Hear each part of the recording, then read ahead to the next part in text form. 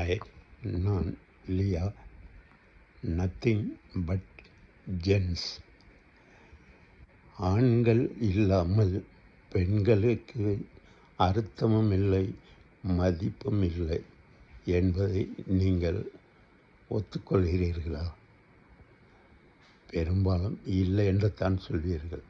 ஆனால் 100 ஆண்டு காலமாக இந்த உலகை ஆண்டு கொண்டிருந்த ஒரு மொழி, தற்பொழுது ஆளும் மொழி, இனி வருங்காலத்திலும் ஆளப்போகும் ஒரு மொழி, ஆங்கில மொழி என்ன சொல்கிறது என்பதை பார்ப்போம்.